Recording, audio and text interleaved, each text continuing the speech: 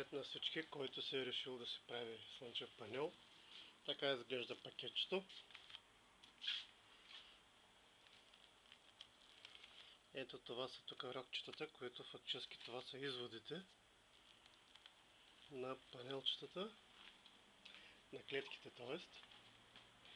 Ето как изглежда самата клетка, след като се извади от... Това е клетката. Тя е табната, т.е. опроводена от пилчевата страна и директно се слага върху стъклото, като за начало необходимо стъкло е да си купим, да се набавим едно стъкло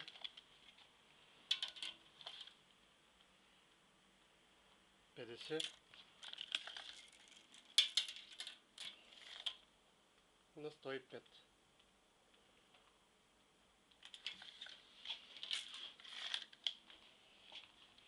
На такова стъкло се събират 3 реда, 3 колони, ето както са наредени тук.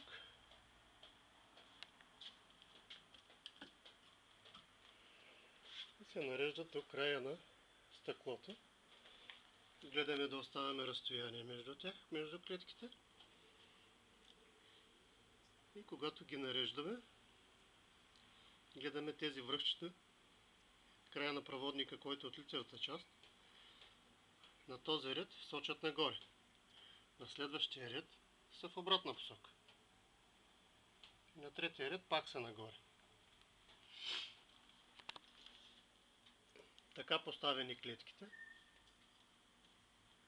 с разстояние между тях,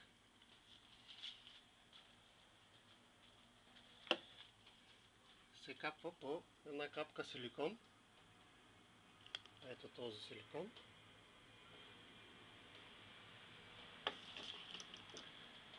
И се оставят с 24 часа да изсъхне силикона. След като изсъхне силикона, се получава ето такава консистенция. Тя е прозрачна. Това са вече залепени клетки върху стъклото. Ето е силикона. А така биха изглеждали отпред залепените клетки върху стъклото.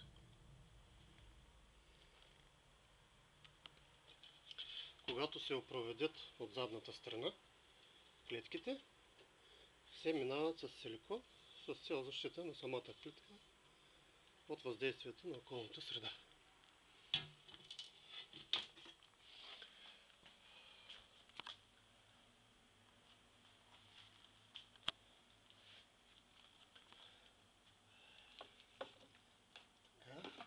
За опроводяването ползваме паялник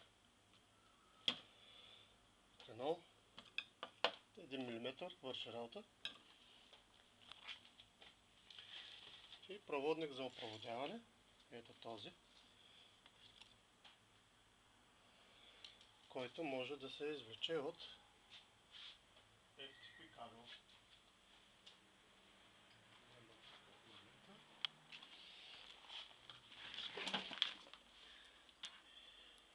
Ето, тук само че не мога да го намеря в момента.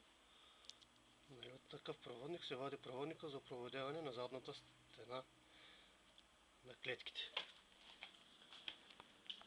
Добре е паялника да е 4 ватов непомощен, защото когато